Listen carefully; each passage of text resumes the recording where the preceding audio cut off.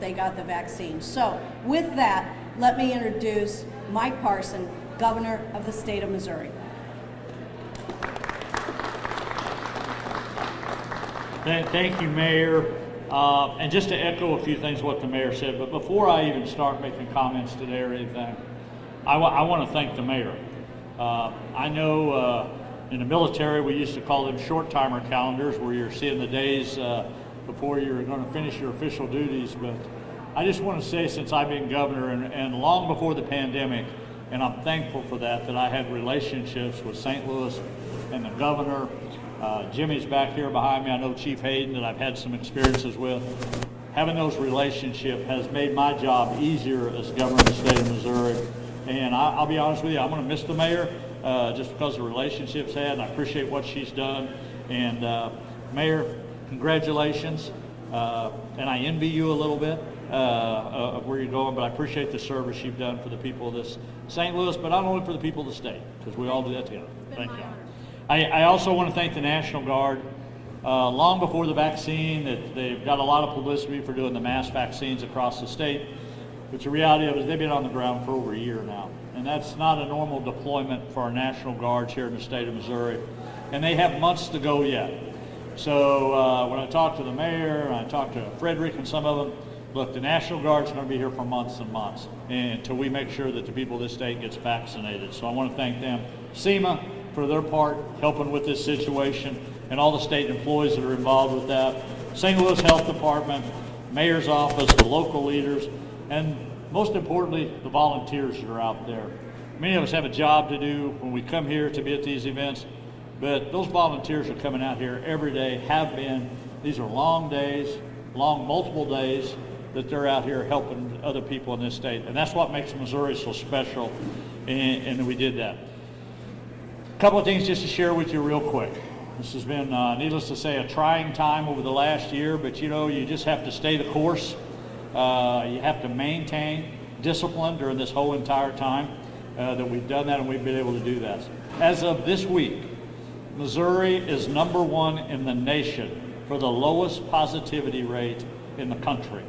And because a lot of people did a lot of great work. And I'm proud of that. Our 7-day positivity rate is below 4%, long time since we've seen those kind of numbers, and we continue to be administering vaccine. Most of you, if you know that's here, and everybody behind me, when the vaccine first come to Missouri, there's about 50,000 doses. So if you can imagine trying to take 50,000 doses and figure out how you're going to spread that out to 6 million people in the state of Missouri. Need to say challenging, and continues to be challenging today. Just a couple of weeks ago, we crossed the 2 million plateau of doses that have been administered in the state of Missouri. We are also in the top 10 for the second doses administered in the United States, to being able to do that, to follow up with those shots. In the near future, I believe there will be more and more vaccine coming as we speak.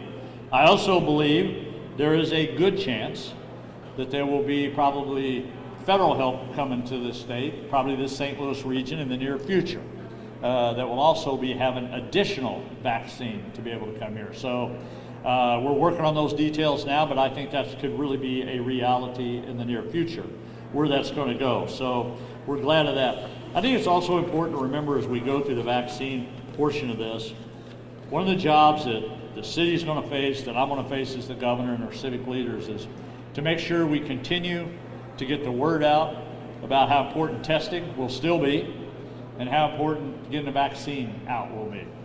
We will start a 5 million public campaign this week talking about those very two things, trying to make sure people understand how important it is to continue testing and how important it is to get the vaccine. If we continue on the pace we have, and if we get to those 250,000 to 300,000 doses a week in April coming up, then we're talking about doing another million people. So 4.5 million adults in the state of Missouri. We anticipate 60% to 65% will take the vaccine. So we're going to be very close to that 3 million number by the end of April if we keep being able to have the mega vaccines that we are currently having. One of the things we do, we keep trying to broaden the field of vaccinators. Do we do that? Well, we've allowed dentists to be able to do that, other people in the professional arena that's used to administering vaccine to be able to help with that.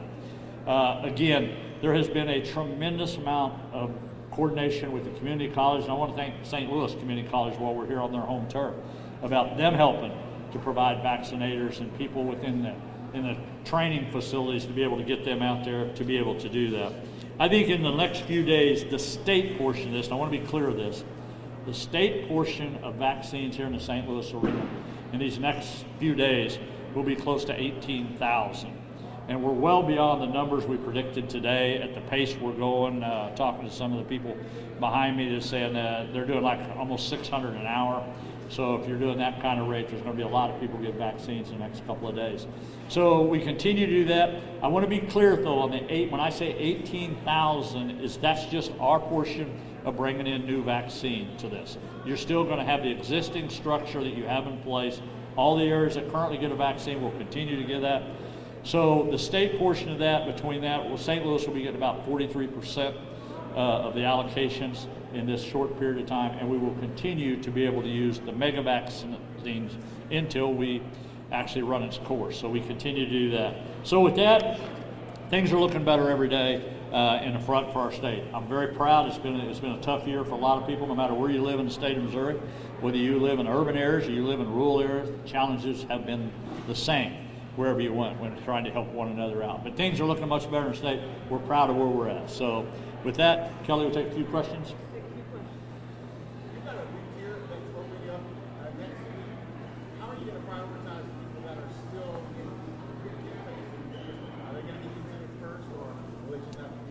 Yeah, we're going to push out to the vaccinators out there and the people administering and says, hey, we want the most vulnerable still has to be a priority. So, you know, if you've got a choice to be made between them and a 20-year-old or a 30-year-old, we're going to probably suggest you take care of those ones that are in need the most. And I mean, look, statistically, we know that those age brackets, 65 and above, the most vulnerable populations here, especially in the urban areas, those are the ones we got to target first. Those are the ones we keep out of the hospitals. Those are where we really save lives. So they have to be a priority. So we'll be pushing that out from the Department of Health, saying, look, no matter when we open it up to the entire state, those still people we want to make sure they get to, as much as we can get them in the front of the line, we want to get them in the front of the line.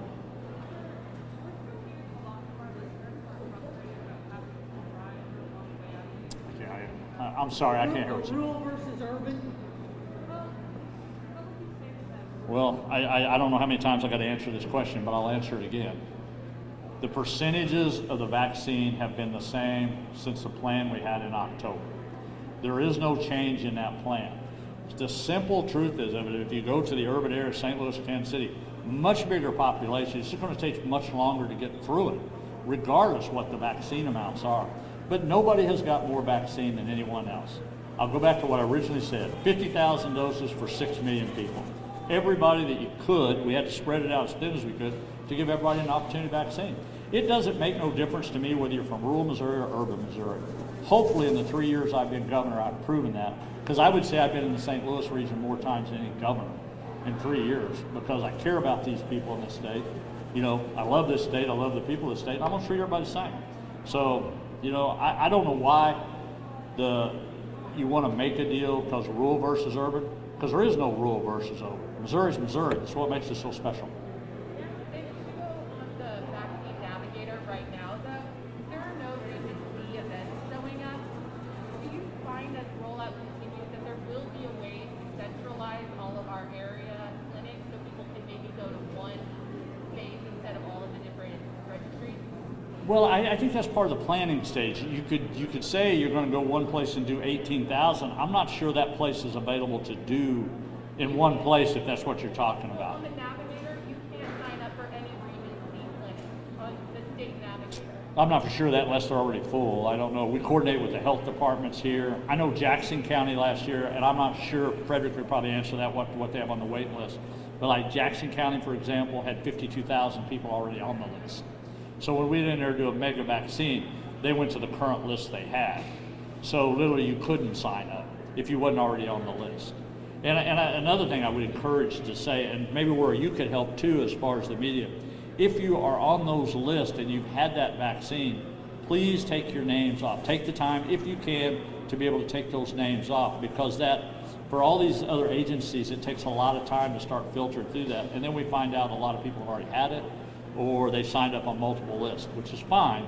We just need a little help cleaning that up. It makes the process for the ones that need it. There was an issue some time ago with some of the vaccines going to waste. What has been done to rectify that small problem? Any waste going on in the state of Missouri regarding vaccines? Yeah, let me give you the true facts on that. There's been over 200 million, or I'm sorry, 2 million, not 200 million. 2 million doses have been administered. There's been 400 that have went wasted. Only 400. So all these thousands that people say went to waste and all that, it's not true at all. That never happened in the entire time. That was just, again, a lot more hype that was put out there, and it was untrue. What we've lost is 400, and that could mean from somebody dropping a vial, that can mean from just time expiring on it, but 400 out of 2 million. So if you figure out the percentages of that, I would put that up against any other state. I will take one more question. All right, Sarah?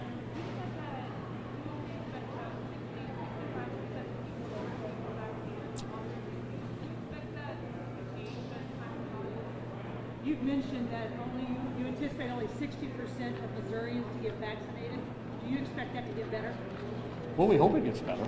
I mean, again, depends what people decide to do in the state. The good news is that the most vulnerable and the seniors out there are getting a very high level. So most of our nursing homes, our veterans homes, a lot of the healthcare facilities have extremely high, and I think they're I think they're probably close to 70% now. So if we can keep expanding on that. But it's going to take time. There's going to be people, as you know, in this state, and I'd say all of us in this room would know somebody like this, they're waiting to see, and if you're 30, 40 years old, you may not be in such a hurry to go get the vaccine. But I still think it's important that they get the vaccine if they feel it's safe, if they want it, and to be able to do that. But I think those numbers will go up in the state because I think people get more familiar with people knowing that's taking it, and they got along fine with it. So that's the way I would see that happening in the future. All right, thanks everybody, appreciate it.